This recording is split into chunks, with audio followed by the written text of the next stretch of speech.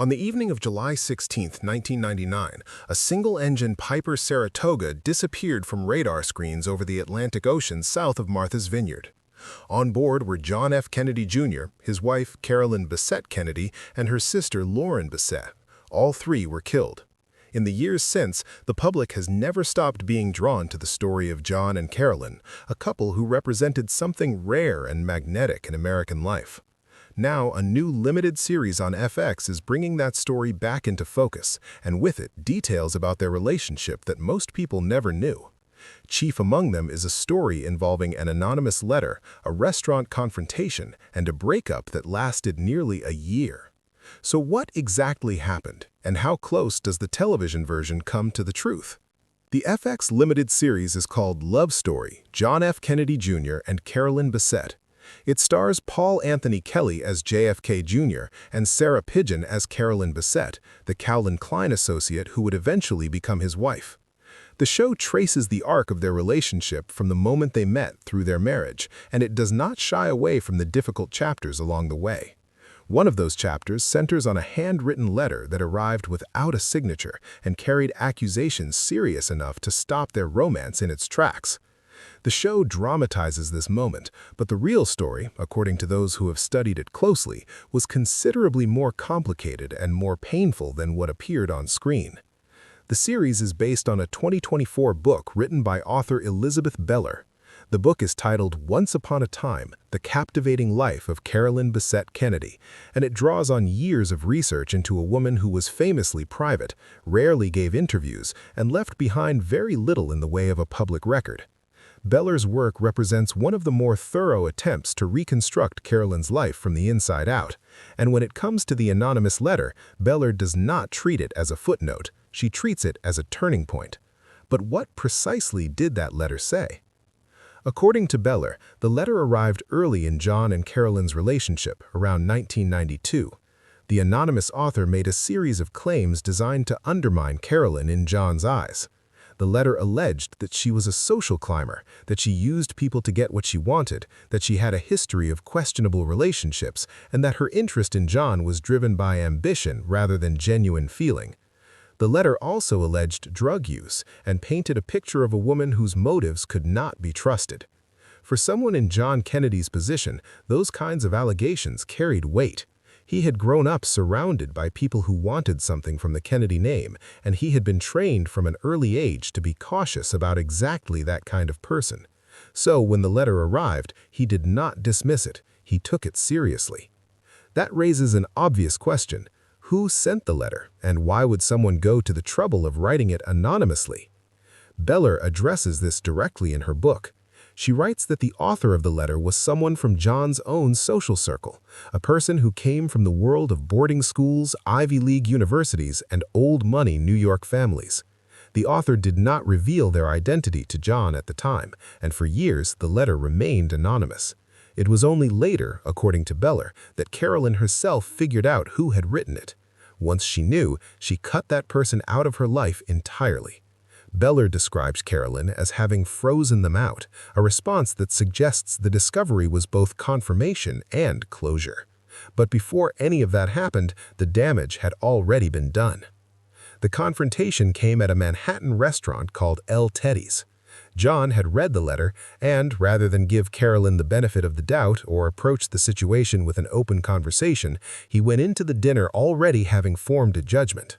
According to Beller's account, he told Carolyn what the letter said, and then, in an act that left her stunned, he tossed the letter across the table at her, stood up, and walked out.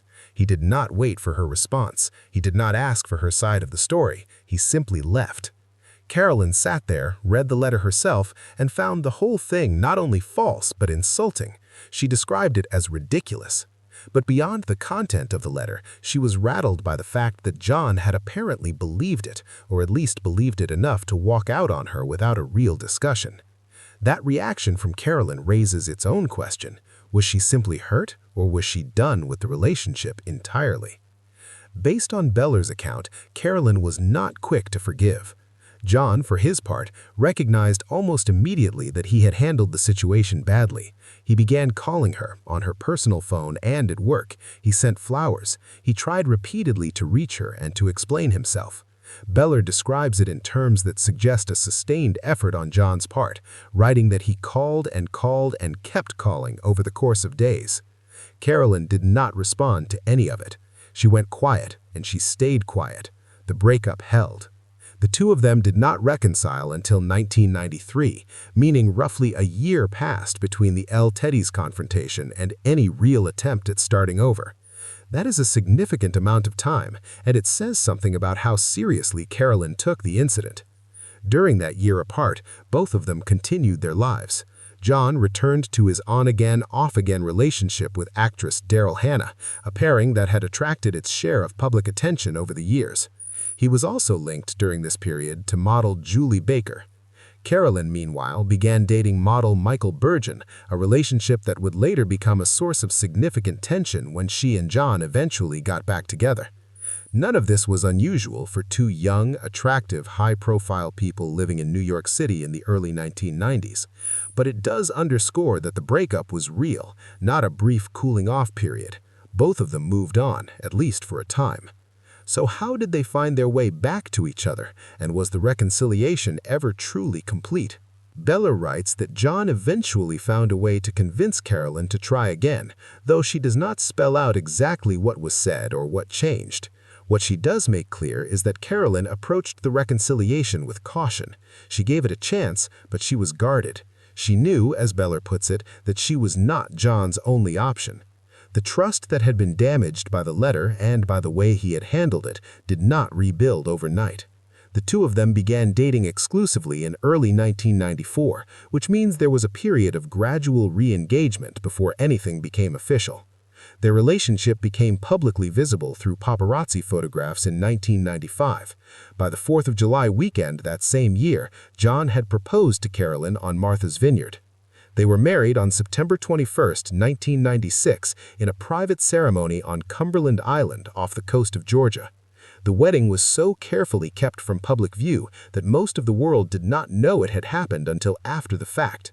For a couple who had spent years being photographed without their consent and dissected in the tabloid press, the secrecy felt entirely intentional. It was one of the few major events of their shared life that they managed to control completely. The FX series dramatizes the anonymous letter episode, but it compresses the timeline and softens the aftermath. In the show, the confrontation and reconciliation happen relatively quickly. John shows up at Carolyn's apartment, apologizes, and they make up. The emotional damage is real, but contained. What Beller's research suggests is that the actual experience was slower and harder, that Carolyn's silence was not just a dramatic beat, but a genuine withdrawal, and that the road back required sustained effort and genuine humility from John. The show is not wrong in its broad strokes, but it smooths over the texture of what those months must have actually felt like. What the story of the anonymous letter ultimately reveals is something that gets lost in the mythology that tends to surround John and Carolyn. They were a genuinely glamorous couple, and their deaths at young ages have given their story a permanent, almost cinematic quality. But the relationship itself was built on ordinary human experiences, miscommunication, wounded pride, jealousy, betrayal by someone in a trusted circle, and the slow work of deciding whether something broken was worth repairing. The fact that someone in John's own social world took the time to write that letter anonymously suggests that not everyone around them wished them well. The fact that Carolyn eventually figured out who wrote it and quietly cut them off suggests she was not a woman who forgot easily. And the fact that they chose each other anyway, got married, and remained together until the end says something about what the relationship became over time, even with all of that weight behind it. The letter was a test neither of them handled perfectly, but they survived it and went on to build a life that, for all its complications, was clearly theirs.